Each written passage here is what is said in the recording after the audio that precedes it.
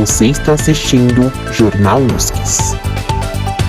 Um oferecimento Psicologia USCS. Boa noite. Boa noite.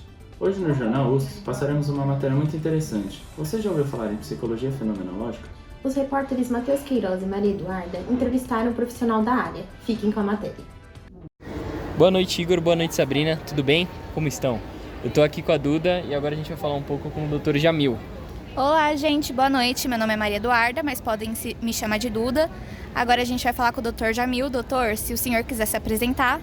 Eu me chamo Jamil, como o Matheus me apresentou.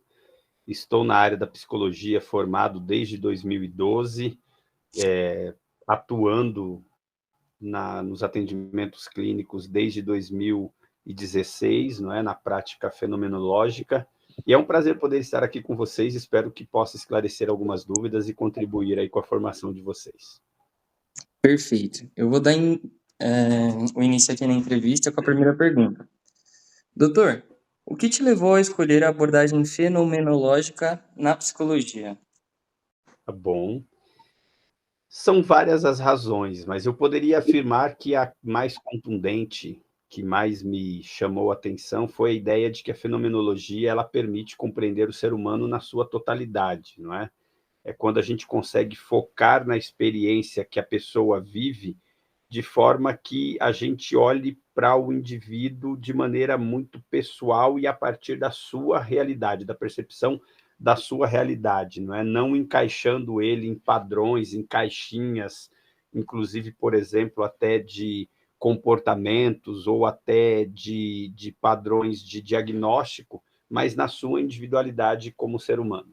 Doutor, como que foi o seu processo de formação nessa abordagem? O senhor teve algum autor ou alguma experiência marcante?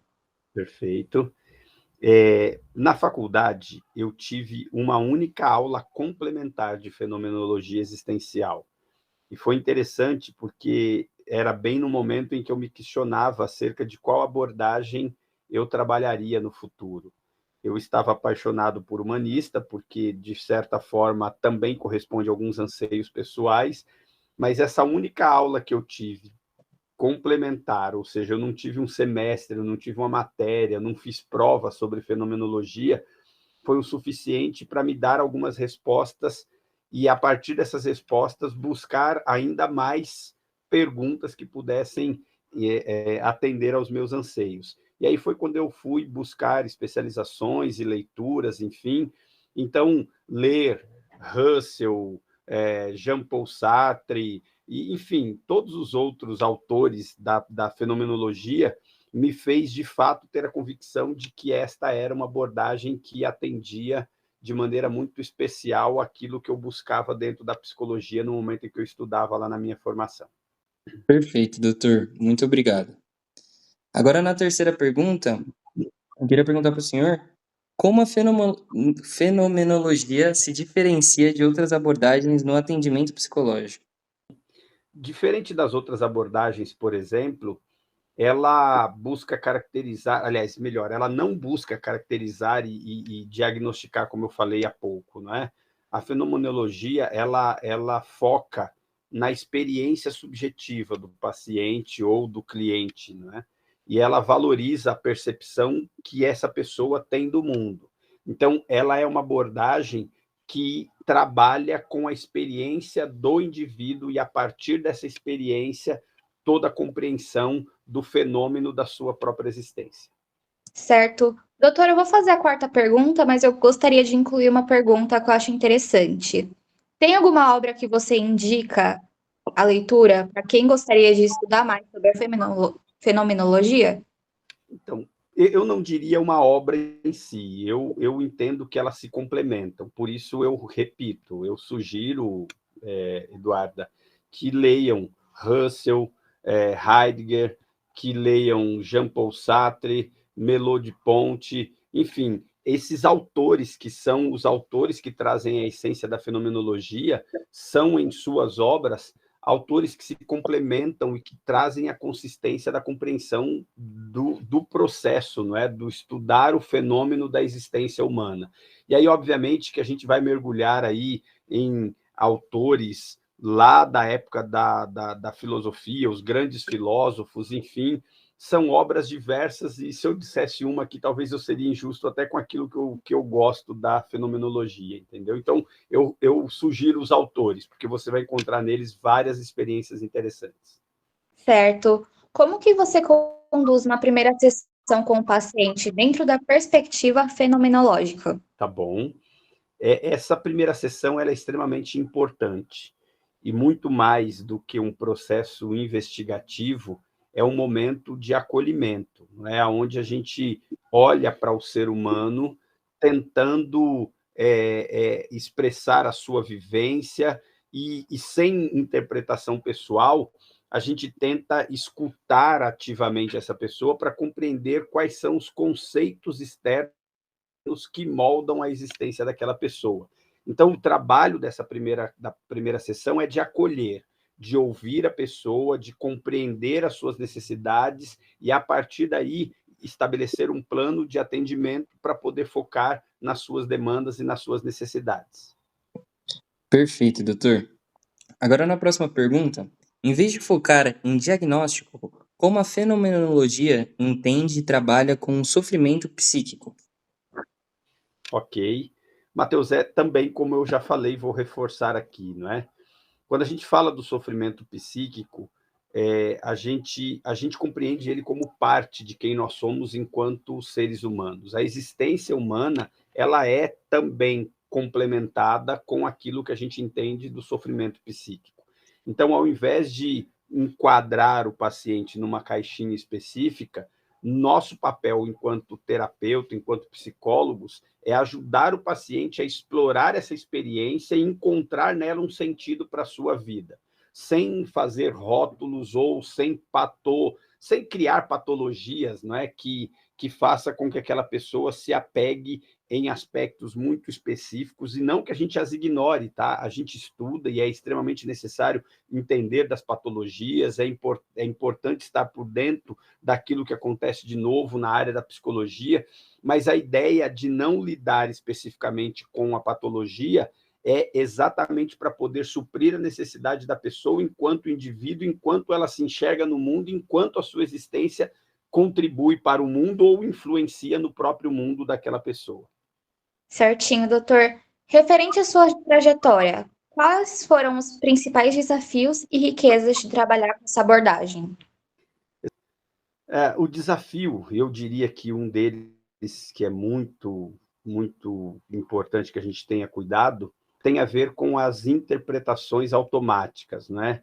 Aquela coisa de você ouvir a pessoa e já tentar enquadrar ele naquilo que é o senso comum. A gente atende várias pessoas e, às vezes, as histórias são muito semelhantes, e, embora as histórias sejam semelhantes, as pessoas são diferentes, e o que torna a história completamente diferente. Então, o desafio é evitar essas interpretações automáticas, é respeitar a singularidade daquele cliente e trabalhar com a profundidade que nos permite, através da escuta, mergulhar na possibilidade de como ajudar aquela pessoa a se compreender de maneira autêntica aquilo que, de fato, ele está trazendo no momento das suas queixas aqui nas sessões. Perfeito, doutor. Como você lida com as situações em que o paciente busca respostas diretas ou conselhos? Isso é muito comum, não é? Eu acredito que, independentemente da abordagem na terapia de uma forma geral ou na psicologia de uma forma geral, o conceito popular está em ouvir alguém que lhe dê conselhos, né? Que lhe diga o que fazer, como fazer, quando fazer. Então, ao invés de respostas prontas, o meu papel aqui é incentivar o cliente que ele reflita sobre a sua própria experiência e encontre nela mesmo as respostas, não é, que ele precisa.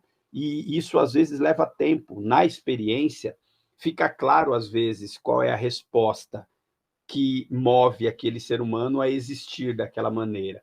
Mas a verdade é que a gente precisa respeitar o tempo daquela pessoa, a autonomia dela de encontrar com a sua própria resposta e, a partir daí, trilhar o seu caminho. Então, o norte para essas situações, elas se baseiam exatamente nesse processo. Certo. Claro que preservando o sigilo, o senhor tem algum caso que consiga falar pra gente que tenha te marcado dentro dessa prática? Puxa vida. São tantos casos, não é? Sim.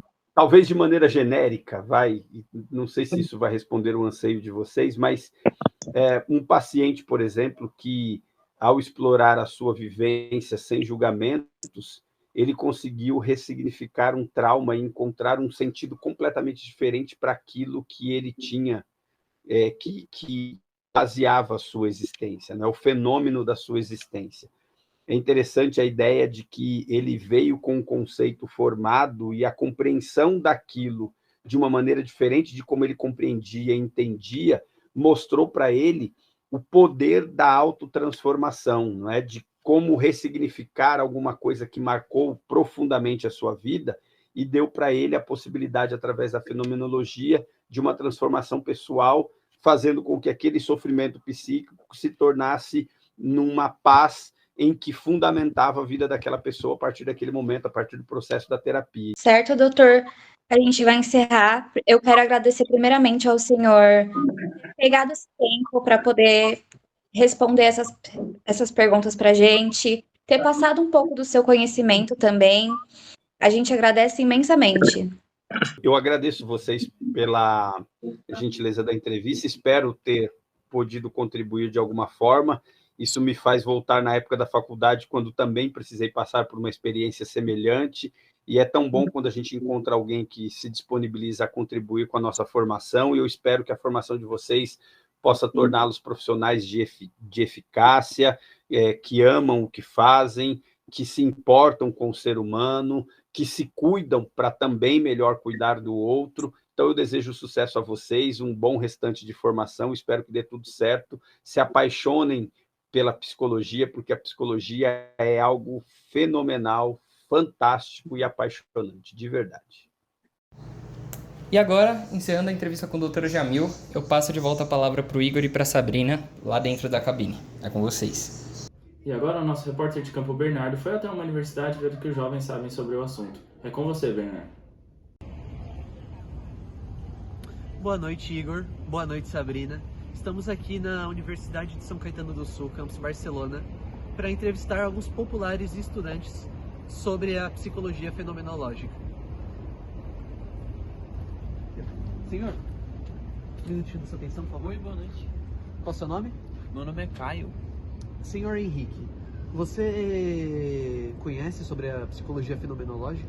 Não, você é, o que seja. Você tem curiosidade sobre o assunto? Claro, muito bom aprender. Hoje à noite vai ter uma matéria sobre no nosso jornal e a gente gostaria que você assistisse para aprender um pouco sobre o assunto. Que interessante. Qual é o nome, assim, onde que eu posso ver? É no YouTube. Ah, tá bom. Obrigado. Conhece? Conheço. Obrigado, Noia. Obrigado, eu que agradeço pela informação. Vamos seguir aqui a busca de outros estudantes sobre o assunto.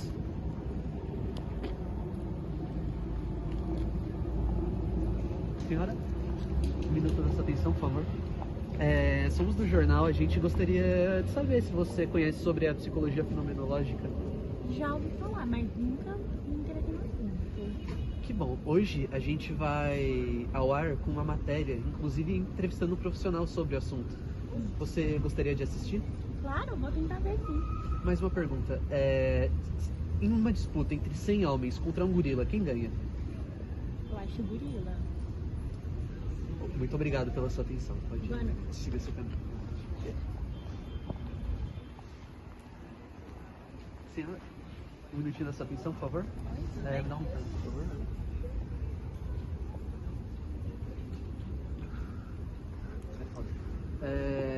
Qual o seu nome? Yasmin. Boa noite, Yasmin. Você conhece sobre a psicologia fenomenológica? Conheço, eu faço psicologia. Ah, que legal. Você sabe sobre o assunto? Sim, eu já quis seguir a área. Muito bom. Hoje a gente vai ter uma matéria sobre a psicologia fenomenológica e a gente gostaria que você acompanhasse. Sim, com certeza. Bom, foi isso. É um assunto que está na boca do povo. Obrigado pela atenção. É com vocês, Igor e Sabrina. Espero que tenham gostado. Até o próximo Jornal USCS. Boa noite. Boa noite.